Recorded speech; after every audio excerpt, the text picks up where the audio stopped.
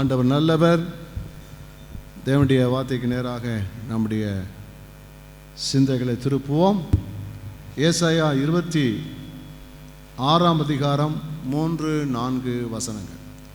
உம்மை உறுதியாய் பற்றி கொண்ட மனதையுடையவன் உம்மையே நம்பியிருக்கிறபடியால் நீர் அவனை பூரண சமாதானத்துடன் காத்து கொள்வீர்.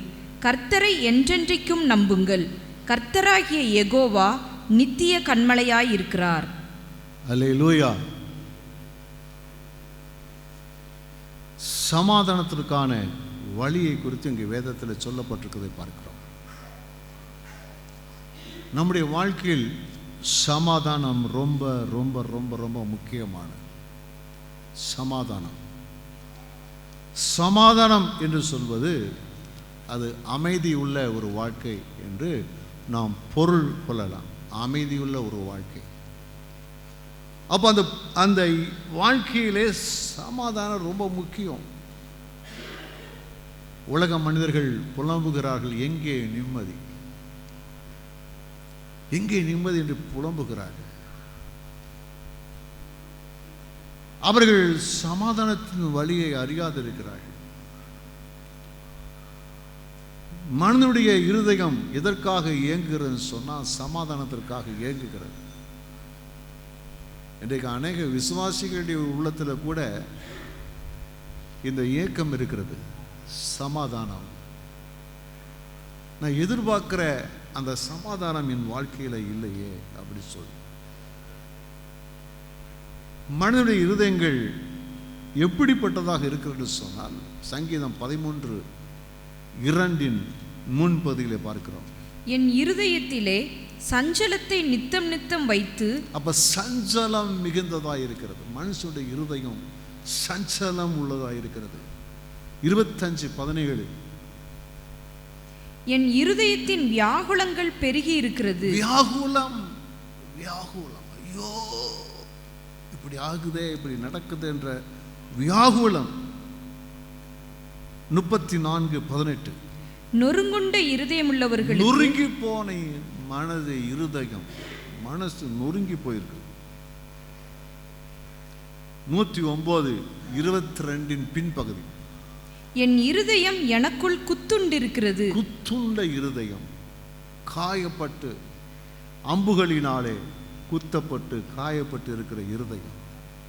சஞ்சலம், வியாகுலம், நொறுங்குண்டு போகுதல், குத்தப்பட்ட காயப்பட்ட நிலைகளில் மனிதனுடைய வாழ்க்கையில் நிம்மதி இல்லாம, மன அமைதி இல்லாம இன்றைக்கு அநேகர் இருக்கிறதை குறித்து என்ன செய்கிறோம் நம்ம பார்க்கிறோம். இந்த சமாதானம் சொல்கிறோமே, இந்த அமைதி என்று சொல்கிறோமே, இது தானாய் வருகிறதில்லை.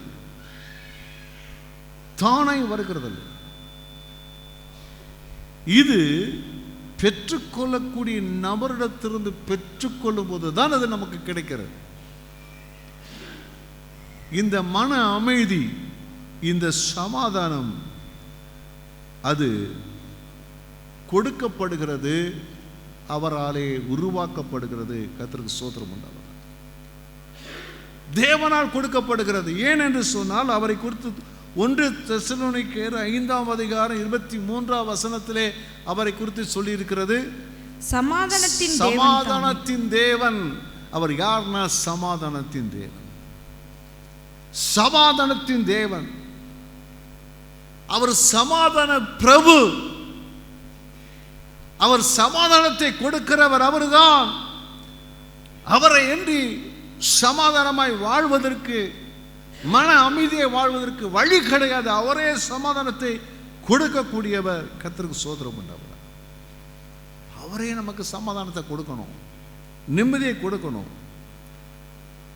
ஆனால் உலகத்தில் நமக்கு வழி நாம் அறிந்திருக்கிறோம். சமாதானத்தை கொடுக்கிற ஒருவர் இருக்கிறார், நம்முடைய கர்த்தராகிய இயேசு கிறிஸ்து, யெகோவா தேவன். அவர் நமக்கு சமாதானத்தை கொடுக்கிறார் என்பதை நாம் அறிந்திருக்கிறோம். அதை அறிந்து கொண்டவர்கள் பாக்கியவான்கள். அவரிடத்தில் தான் நமக்கு சமாதானம் என்ன செய்யணும், வரணும். அவர் கொடுக்கிற சமாதானம் ரொம்ப விசேஷமானது. கர்த்தருக்கு ஸ்தோத்திரம். இப்படிப்பட்டதான சமாதானத்தின் வழிகளை, எப்படி சமாதானத்தை பெற்றுக்கொள்வது என்பதை குறித்து தான் அறியாத மனிதர்கள் இந்த உலகத்தில் இருக்கிறார்கள். ஏசாயா 59:8 வசனத்தில் சொல்லி இருக்கிறது, சமாதான வழியை அறியார்கள், அவர்கள் சமாதானத்தின் வழிகளை அறியார்கள். 3 வசனத்திலிருந்து 8 வசனம் வரைக்கும் அவர்கள் எப்படிப்பட்டவர்களாக இருக்கிறார்கள் சொல்லி இருக்கிறது. சமாதானத்தின் வழியை தெரியாம அழைகிறார்கள். பல இடங்களிலே, பல பழக்க வழக்கங்களிலே, பல உறவுகளிலே, பல பிரயாசங்களிலே, பல பயணங்களிலே அவர்கள் தங்கள் நேரத்தை செலவு பண்ணி சமாதானத்தை அறியாமல் இருக்கிறார்கள். இன்னொரு காரியத்தை நம்ம விளங்கிக் கொள்ளணும். ஒரு மனிதனுக்கு நிச்சயமாக சமாதானமே இல்லை. ஏசாயா 48:22 பார்க்கிறோம், துன்மார்க்கருக்கு சமாதானம் இல்லை என்று. துன்மார்க்கமாய் வாழுகிற எந்த ஒரு மனுஷன் தன் வாழ்க்கை அர்ப்பணித்திருக்கிறான், அவருடைய வாழ்க்கையில் என்ன இல்லை? மன அமைதி, சமாதானம் கிடையாது. ஒரு குரூப் இருக்குது, சமாதானத்தின் வழி அறியாத குரூப்பு. இன்னொன்று, வழியே இல்லாத ஒரு குரூப் என்ன செய்கிறது இருக்கிறது. துன்மார்க்கர்களுக்கு சமாதானத்துக்கு வழியே கிடையாது. ஆனால் சமாதானத்தின் வழியை குறித்து ஆண்டவர் நமக்கு கற்றுக் கொடுத்திருக்கிறார். நாம் எப்படி அந்த சமாதானத்தை பெற்றுக்கொள்ள முடியும்? தேவனிடத்திலிருந்து தான். ஏசாயா 26:3-4 மறுபடியும் வாசிப்போம். உம்மை உறுதியாய் பற்றி கொண்ட மனதை கவனிங்க. அந்த கர்த்தராகிய தேவனை, யெகோவா தேவனை உறுதியாய் பற்றி கொண்ட மனது உடையவன் உம்மையே நம்பி இருக்கிறபடியால், உம்மையே நம்பி இருக்கிறபடியினால் நீர் அவனை பூரண சமாதானத்துடன் காத்துக்கொள்வீர். அப்போ அவரை நம்புகிறவர்களுக்கு தேவன் பூரண சமாதானத்தை தருகிறார். அமைதியுள்ள வாழ்க்கையை பெற்றுக்கொள்வதற்கு வழி என்ன? தேவன்தான். அவரை நம்புகிறவர்களுக்கு தேவன் சமாதானத்தை தருகிறார். எப்படி தருகிறார்? யோவான் 14:27 அவர் சொல்லும்போது சொல்லுகிறார், என்னுடைய சமாதானத்தையே சொல்றார். அப்ப தேவனுடைய சமாதானத்தை தேவன் நமக்கு தருகிறார். அது மாத்திரமல்ல, இந்த வசனம் என்ன சொல்லுகிறது? அது பூரண சமாதானம், பூரணம், நிறைவான, குறையில்லாத, எதுவும் கெடுக்க முடியாத, பாதிக்காத அப்படிப்பட்ட ஒரு சமாதானத்தை, அப்படிப்பட்ட மன அமைதியை தேவன் நமக்கு தருகிறார். அல்லேலூயா. ரகசியம் என்னன்னு சொன்னா, கர்த்தர் மேலே நம்பிக்கையாய் இருத்தல். அல்லேலூயா. பூரண சமாதானத்துக்குரியதான வழி என்னவென்று சொன்னால், கர்த்தரிடத்திலே நம்பிக்கையாய் இருந்தால் நம்முடைய வாழ்க்கையில அந்த நிறைவான மன அமைதியை நாம் ஒவ்வொரு நாளும் நாம் அனுபவித்துக் கொண்டே இருக்கலாம். கர்த்தருக்கு ஸ்தோத்திரம் உண்டாவதாக.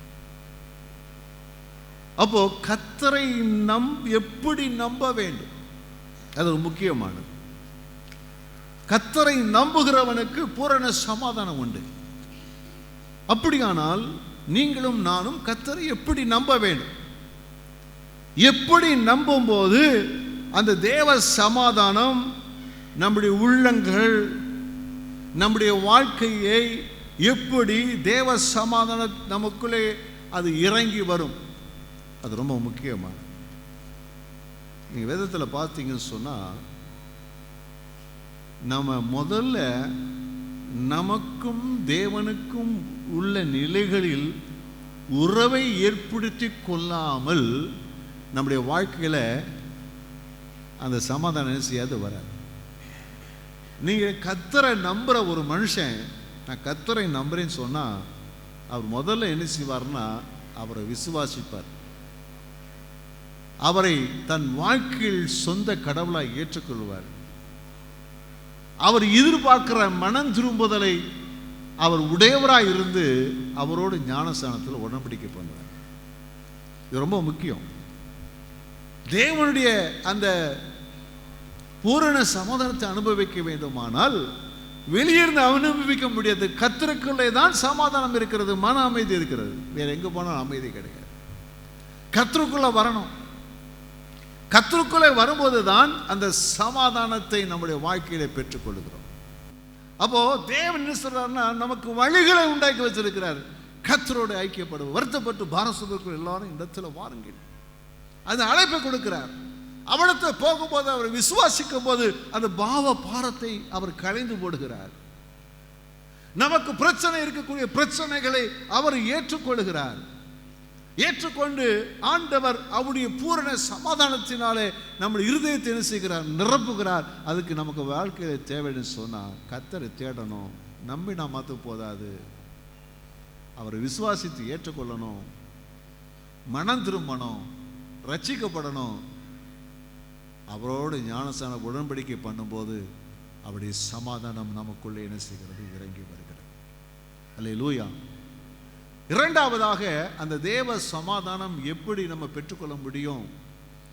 எப்படி கர்த்தரை நம்ப முடியும்?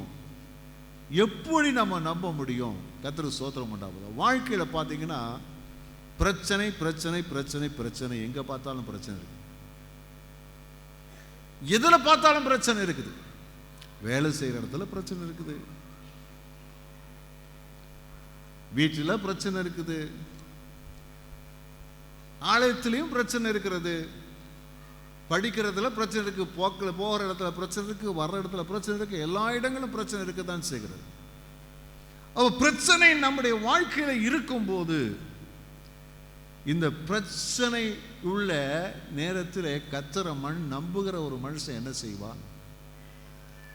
கர்த்தரை நம்புகிற மனுஷன் எப்படி அந்த பிரச்சனைகளை மேற்கொண்டு அவன் ஒரு அமைதி உள்ள வாழ்க்கையை பெற்றுக்கொள்வார்? கவனிங்க, பிலிப்பியர் 4ஆம் அதிகாரம் 6 முதல் 7 வசனங்கள். பிலிப்பியர் 4, 6 முதல் 7 வசனங்கள். நீங்கள் ஒன்றுக்கும் கவலைப்படாமல். ஒன்றுக்கும் கவலைப்படாதீங்க. எப்படிங்க கவலைப்படாமல் இருக்க முடியும்? பிரச்சனை வரும்போது என்ன செய்யுது? கவலை வருது.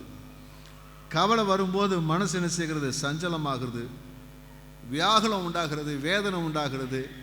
அந்த இடத்துல என்ன செய்யுது? இருந்த சந்தோஷ சமாதானம் போயிடுது. ஆனால் ஆண்டவர் என்ன செய்றாருன்னா, அதை உள் வாங்காதீங்க. அந்த பிரச்சனைகளை உங்களை பாதிக்கிற இடத்துக்கு போகாதீங்க. நீங்க என்ன செய்யுங்க? வாசிங்க.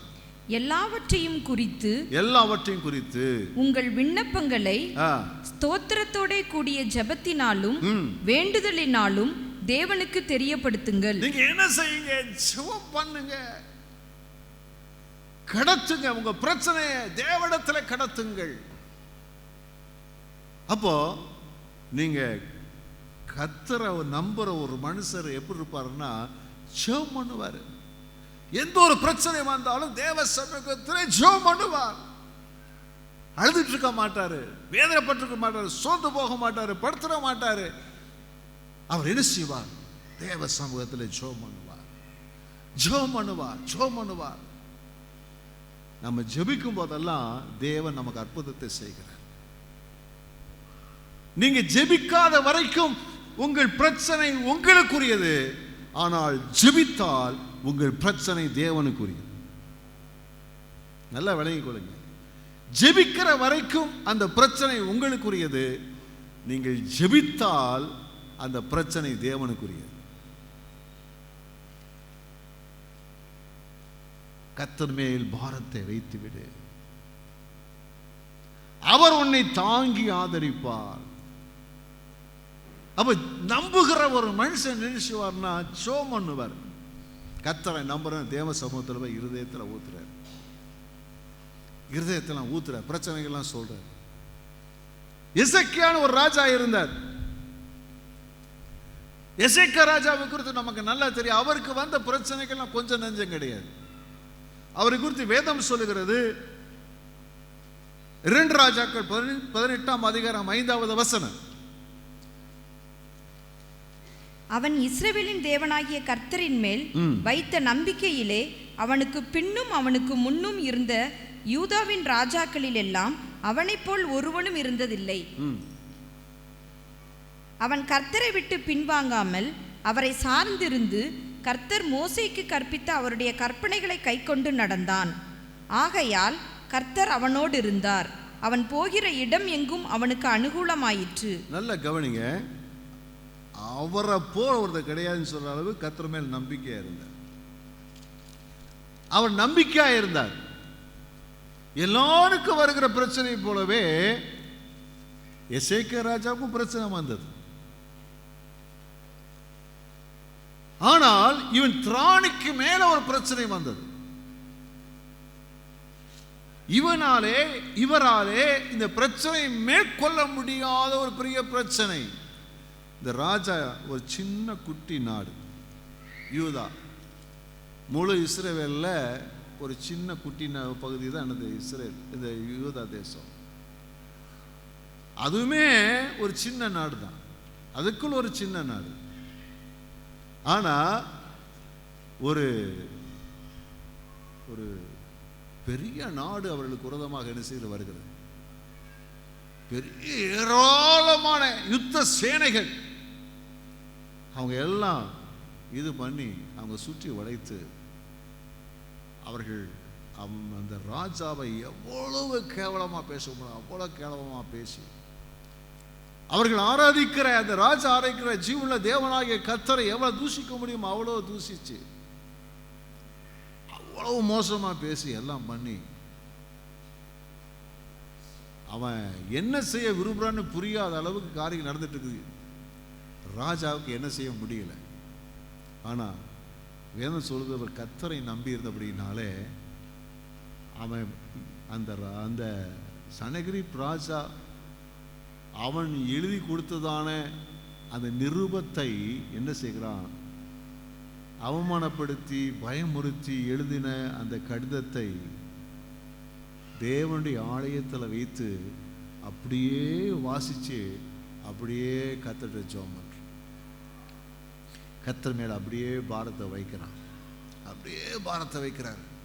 ஆண்டவரே, எத்தனையோ தேசத்துக்கு போனான், அப்படியெல்லாம் நடந்த உண்மைதான். ஆனா நீ அப்படிப்பட்டவர் அல்லவே, நீ ஜீவனுள்ள தேவனாயிற்றே, நீ ஜீவனுள்ள தேவனாயிற்றே. ஜெபம் பண்றான். அன்றைக்கு ராத்திரியில் நடந்தது என்ன? தேவன் தம்முடைய தூதனை அனுப்பி 1,85,000 பேரை அவர் அடித்தார். கர்த்தருக்கு ஸ்தோத்திரம். ஜெபத்துக்கு ஆண்டவர் உடனே பதில் கொடுக்கிறார்.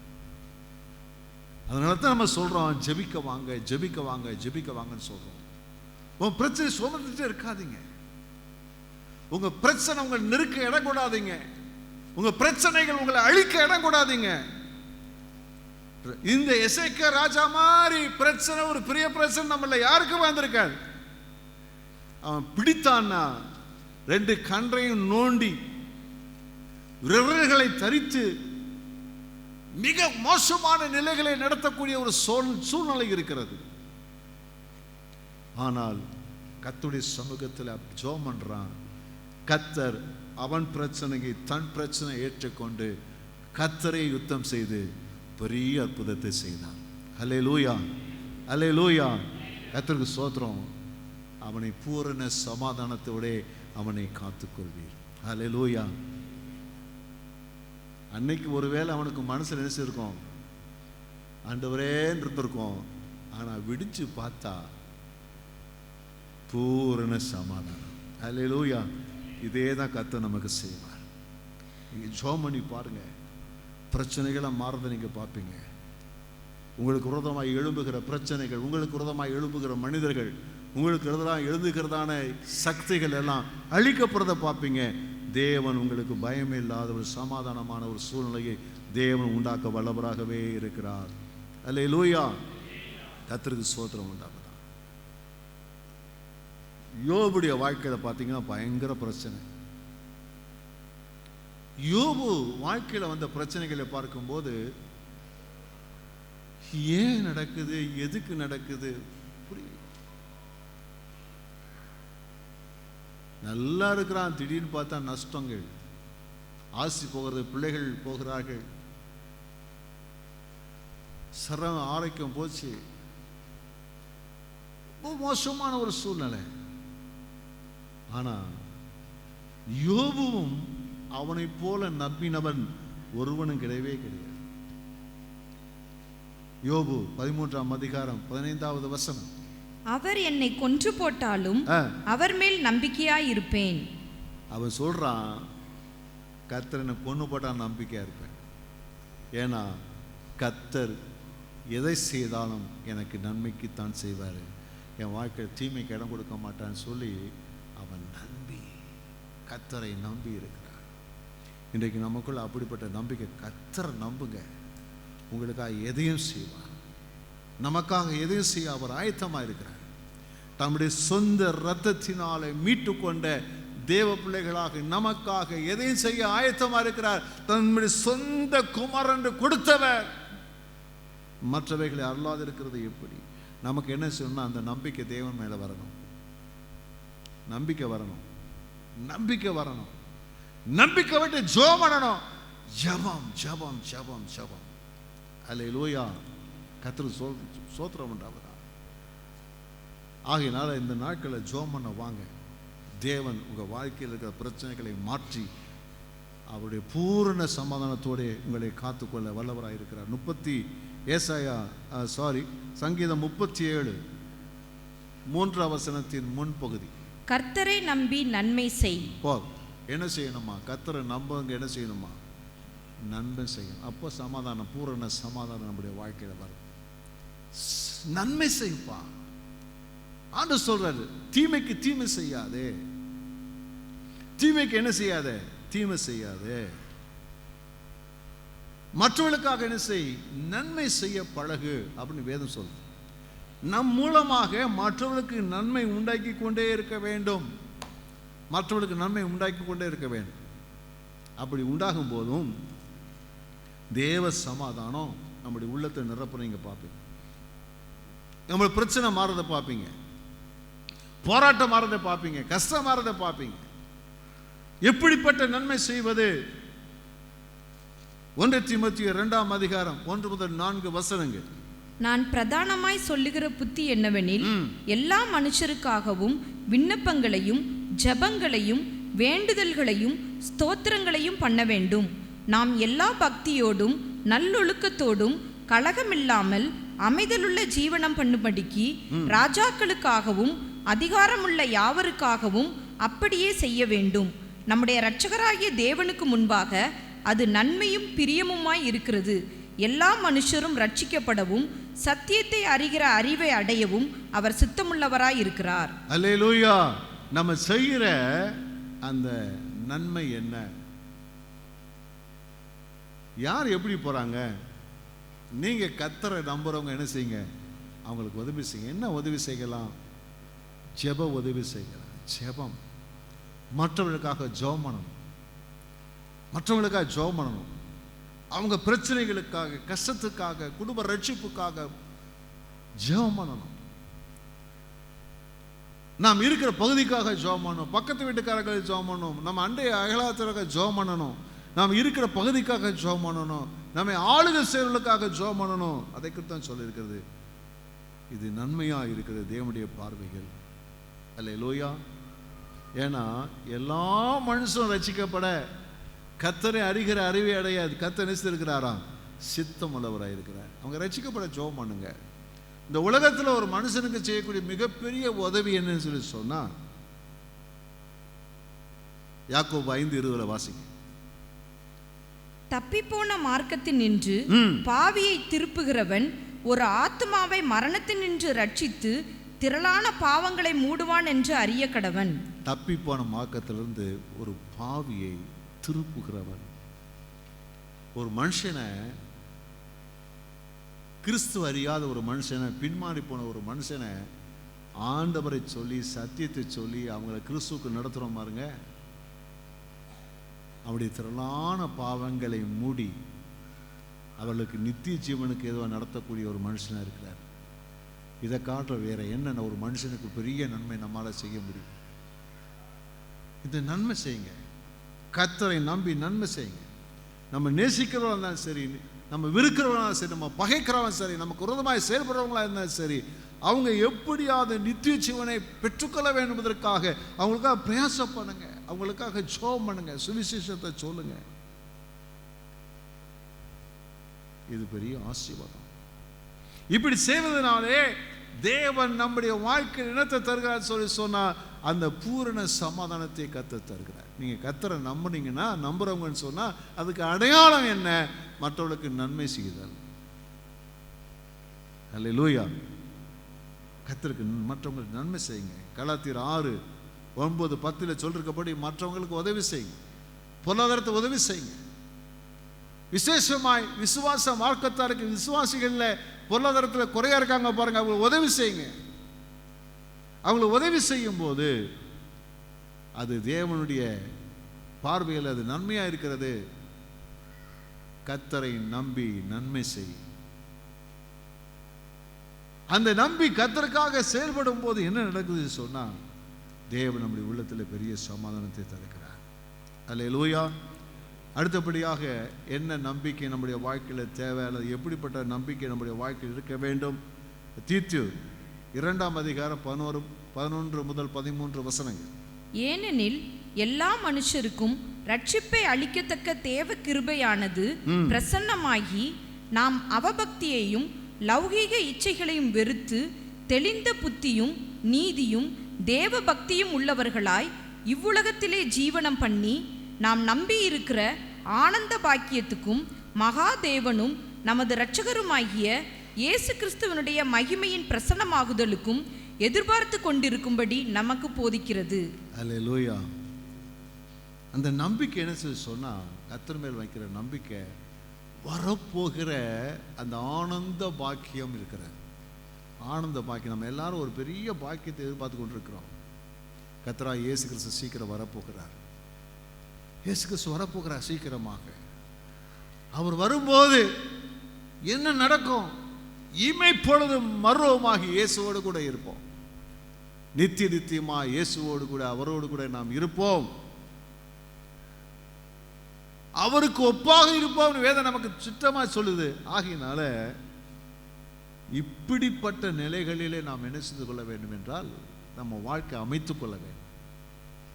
இம்மைக்காக அல்ல, மறுமைக்காக, நித்தியத்திற்காக இந்த உலகத்தில் என்ன செய்து கொள்ள வேண்டும்? வாழ வேண்டும். இயேசு எப்போ வருவார்? கர்த்தர் எப்போ வருவார்?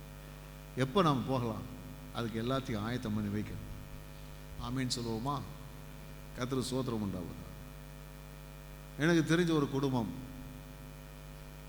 அவர் திடீர்னு இறந்து போனார். அந்த வீட்டில் நான் போகும்போது ஒரு மகன் நினைச்சாருன்னா அவங்க அப்பா பற்றி சொல்கிறார். அவங்க வீட்டில் பார்த்தீங்கன்னா ஒவ்வொரு ஃபைலாக போட்டு வச்சுருக்காங்க அப்பா. ஒவ்வொரு ஃபைல்லையும் இது இது இது இந்த ஃபைலு, இது இந்த ஃபைலு, இந்த ஃபைலு, இந்த ஃபைலுன்னு எல்லாம் அழகாக நேர்த்தியாக செட்டில் பண்ணி வச்சுருக்கிறார். ஏன்னா நான் எப்போ இந்த உலகத்தில் போட்டு போவேன், என் பிள்ளைகள் கஷ்டப்படக்கூடாது, எல்லாம் ரெடி பண்ணி வச்சுருந்தார். ஆமேன். அல்லேலூயா. இதே போல் நம்ம எல்லாத்துக்கும் ரெடியாக இருக்கணும். ஏசப்பா எப்போ வர்றாரு? அப்போ அதுக்கேற்றபடி நம்ம வாழ்க்கை அமைத்துக் கொள்ளவே. எதை விடணும், எதை குறைக்கணும், எதை செய்யணும், எப்படி இருக்கணும்னு சொல்லி அதை ஆயத்தம் பண்ணி கொள்ளும் போது, இம்மைக்காக அல்ல மறுமைக்காக நாம் வாழும்போது அந்த தேவனுடைய பூர்ண சமாதானத்தை தேவன் நம்ம உள்ளத்தில் தர உண்மையுள்ளவராக இருக்கிறார். அல்லேலூயா. கர்த்தருக்கு ஸ்தோத்திரம் உண்டாவதாக. நீங்கள் அப்படி தேவனை நம்பி இருக்கும்போது அந்த பூரண சமாதானத்தை தேவன் நமக்கு தராரே. அந்த சமாதானத்தோடு கூட தேவன் மேலும் பல காரியங்கள் நமக்கு தர்றார். சில வாக்குத்தத்தங்களை நமக்கு தர்றார். என்ன வாக்குத்தத்தம் சொன்னா, சங்கீதம் 32:10 பின்பகுதி. கர்த்தரை நம்பி இருக்கிறவனையோ கிருபை சூழ்ந்து கொள்ளும். அல்லேலூயா சொல்லுவோமா? அப்ப கர்த்தரை அப்படி நம்பி இருந்தால் நமக்கு இன்னொன்று செய்யுது. என்ன கிடைக்குது நமக்கு? அந்த பூரண சமாதானத்தோட நமக்கு கிடைக்கக்கூடிய வேறு சில பாக்கியங்களை சொல்லப்பட்டிருக்கிறது. தேவனுடைய கிருபை நம்மை சூழ்ந்திருக்கும். நம்மை சுற்றில் என்ன செய்யும்? தேவ கிருபை இருக்கும். அந்த தேவ கிருபை நம்ம சூழ்ந்திருக்கும் போது நம்முடைய வாழ்க்கை எப்படி இருக்கும்? மிகுந்த சமாதானம் நம்முடைய வாழ்க்கை இருக்கும். வேற என்னங்க நமக்கு வேணும்? நமக்கு வேற மோசே கேட்கிறார், ஆண்டவரே உங்களுடைய மகிமையை பார்க்கணும். அப்போ ஆண்டவர் கிருபை சொல்றார், என் கிருபைன்னு சொல்றார். அப்போ தேவ சமூகத்தில் அந்த கிருபை நமக்கு இருந்தா போதும். அந்த கிருபை நம்மை தேவ கிருபை எப்பொழுதும் சூழ்ந்திருக்கும். சங்கீதம் 125 1-2 வசனங்கள். கர்த்தரை நம்புகிறவர்கள் என்றென்றைக்கும் அசையாமல் நிலைத்திருக்கும், என்றென்றும் அசையாமல் நிலைத்திருக்கும் சீயோன் பர்வதத்தை போல் சீயோன் பர்வதத்தை போல் இருப்பார்கள். அல்லேலூயா. அவங்க அசைக்கப்படவே முடியாது. எவ்வளவு பெரிய பாக்கியம் பாருங்க. அந்த பூர்ண சமாதானத்தை தேவன் கொடுக்கும்போது அதோடைய எந்த நிலையில கொடுக்குறான்னு சொல்லி சொன்னா உங்களை அசைக்கவே முடியாது. யாரும் அசைக்க முடியாது. பிரச்சனைகளோ மனிதர்களோ தீய சக்திகளோ நம்ம அசைக்க முடியாது. இவனை வீழ்த்தலாம் பார்க்க வீழ்த்த முடியாது. தேவனுடைய கிருபை நம்ம சூழ்ந்திருக்கிற மாத்திரமல்ல, தேவன் நம்மை அப்படி ஸ்திரப்படுத்துகிறவராக இருக்கிறார். எல்லாவற்றுக்கும் மேலாக சங்கீதம் 115 சங்கீதத்தில் 9 முதல் 15 வசனங்களை வாசி பார்த்தீங்கன்னா சில குறிப்பிட்ட நபர்கள் இங்கே போடப்பட்டிருக்கிறது. வாசி. இஸ்ரவேலே கர்த்தரை நம்பு. இங்கே சொல்லிருக்கு இஸ்ரவேல், எல்லா ஜனங்களே நீங்க சொல்லுங்க, நம்புங்க. அவரே அவர்களுக்கு துணையும் அவர்களுக்கு கேடகமுமாய் இருக்கிறார். ஆரோன் குடும்பத்தாரே, ஆரோன் குடும்பத்தாரே, ஊழியக்காரர்களே, ஊழியக்காரர்களே, கர்த்தரை நம்புங்கள். அவரே அவர்களுக்கு துணையும் அவர்களுக்கு கேடகமுமாய் இருக்கிறார். கர்த்தருக்கு பயப்படுகிறவர்களே கர்த்தரை நம்புங்கள். கர்த்தருக்கு பயப்படுற எல்லாரும் நினைச்சு கர்த்தரை நம்புங்க. அவரே அவர்களுக்கு துணையும் அவர்களுக்கு கேடகமுமாய் இருக்கிறார். பாருங்க, நீ பயப்படாதப்பா, நான் துணையா இருக்கிறேன், உன்னை பாதுகாக்கிறேன். வேற என்னங்க வேணும்? பக்கத்தை சொல்லுங்க, வேற என்ன வேணும்? கூட இருக்கிறேன், பாதுகாக்கிறேன். கூட இருக்கிறேன், பாதுகாக்கிறேன். என்ன அற்புதமா கர்த்தர் சொல்றாரு பாருங்க. யாருக்கு சொல்றாரு? கர்த்தரை நம்புகிற இஸ்ரவேலுக்கு, தேவனுடைய ஊழியக்காரருக்கு, கர்த்தருக்கு பயப்படுற எல்லா ஜனத்துக்கும் தேவன் கொடுக்கிற வாக்குத்தத்தம் என்னது? உன்னை பாதுகாக்கிறேன், கூட இருக்கிறேன். அப்புறம் கர்த்தர் நம்மை நினைத்திருக்கிறார். அவர் என்ன செய்யறாரா? நினைத்திருக்கிறார். அவர் ஆசீர்வதிப்பார். ஆசீர்வதிப்பார். இஸ்ரவேல் குடும்பத்தாரை ஆசீர்வதிப்பார். கவனிங்க, அவர் என்ன செய்வாரா? ஆசீர்வதிப்பார். இந்த குறைல ஒரு பிரச்சனை இல்லப்பா, நம்ம நினைச்சிருக்கிறாரு. உனக்கு எப்பப்போ ஆசீர்வாதம் வேணுமோ, என்ன ஆசீர்வாதம் வேணுமோ அத்தனை அந்தந்த காலத்தில் அப்படியே தருவார். அது ஒண்ணு குறைபடவே படாது. ஆமீன் சொல்லுவோமா? அல்லேலூயா. கர்த்தருக்கு ஸ்தோத்திரம் உண்டாவதாக. இதெல்லாம் கர்த்தர் நமக்கு தருகிறார். அவரை நம்பி இருக்கிற நமக்கு தேவன் பூரண சமாதானத்தை தர்றாரு. அது எந்த விதத்தில் சொன்னா, அவருடைய கிருபையின்படி நம்மை நிலைத்திருக்க பண்ணி நம்மை ஆசீர்வதித்து ஆண்டவர் பூரண சமாதானத்தோடு நம்மை காத்துக்கொள்ள வல்லவராக இருக்கிறார். அல்லேலூயா. எல்லாம் எழுதி நாம் ஜெபிக்க போகிறோம்.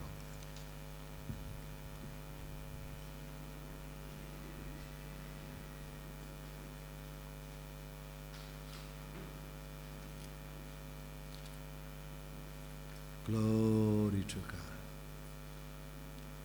இருதயத்தில் சஞ்சலத்தோடு இருக்கலாம், வியாகுலத்தோடு இருக்கலாம், நொறுங்கு போன நிலையில் இருக்கலாம், காயப்பட்ட நிலையில் இருக்கலாம். ஆனால் கர்த்தர் சொல்றார், கர்த்தர் சொல்றார், தெளிவா சொல்றார்,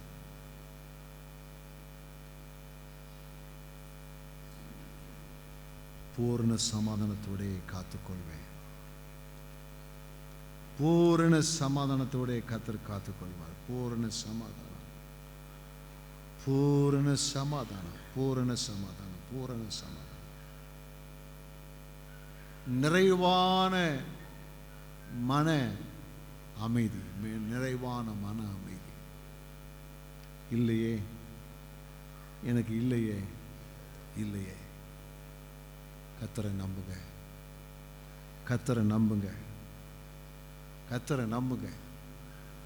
இன்னும் ஆண்டவராக இயேசுவை ஏற்றுக்கொண்டு ஞானஸ்நானம் எடுக்கலைன்னா மனம் திரும்பி ஞானஸ்நானம் எடுத்துங்க. கர்த்தர் உங்களுக்கு வேண்டிய அந்த பூரண சமாதானத்தை தருவார். உங்கள் வாழ்க்கையில் கர்த்தரை நம்பி நன்மை செய்யுங்க. மற்றவர்களுக்காக ஜெபம் பண்ணுங்க. சுவிசேஷத்தை அறிவித்து கிறிஸ்துக்குள்ள நடத்துங்க. பொருளாதாரத்தில் உதவி செய்யுங்க. கர்த்தருடைய வருகையை எதிர்பார்த்து வாழ கவனம் செலுத்துங்க. அதில் கவனம் செலுத்துங்க. ஆண்டவர் அப்படி நம்பிக்கை உடையவளாக இருக்கும்போது தேவன் தம்முடைய பூரண சமாதானத்தை எப்படி தருகிறார்? அவருடைய கிருபை நம்மை சூழ்ந்து கொள்கிறது. அவருடைய கிருபை சூழ்ந்து இருக்கிறது. எங்கே போனாலும் அவருடைய கிருபை. என் பிள்ளை அதாங்க கிருபை. அதான் நம்ம கிருபை. என் பிள்ளைங்கிற ஒரு கிருபை இருக்குது பாருங்க. உலகத்தில் எத்தனையோ மனுஷர் இருக்கிறாங்க, எத்தனையோ பேர் நம்ம வீட்டுக்கு வர்றாங்க, நம்ம எத்தனையோ பேர் சந்திக்கிறோம். ஆனால் நம்ம பிள்ளைங்கும் போது அதான் கிருபை. நமக்கு அப்பா அந்த கிருபை தர்றாரு. என் பிள்ளை அசைய விட மாட்டார். நீங்கள் அசைய மாட்டீங்க, அசைய விட மாட்டார். உங்களை எதுவும் அசைக்க முடியாது. உங்களை ஆசீர்வதிக்க தான் கர்த்தர் சித்தம் உள்ளவராக இருக்கிறார். உங்களை கண்டிப்பாக ஆசீர்வதிப்ப சும்மா விட மாட்டார்.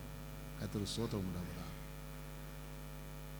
பூரண சமாதானத்தோட காத்துக்கொள்வார். கையை உயர்த்தி சொல்லுவோம், ஆண்டவரே நான் உண்மையை நம்பிக்கிறேன்ப்பா, உண்மையை நம்பி இருக்கிறேன் ஆண்டவரே, உண்மையை நம்பி இருக்கிறேன் ஆண்டவரே, உண்மையை நம்பி இருக்கிறேன் ஆண்டவரே. ஹல்லேலூயா. அங்கே சொல்லியிருக்குது, உம்மை உறுதியாய் பற்றி கொண்ட மனதை உடையவன்.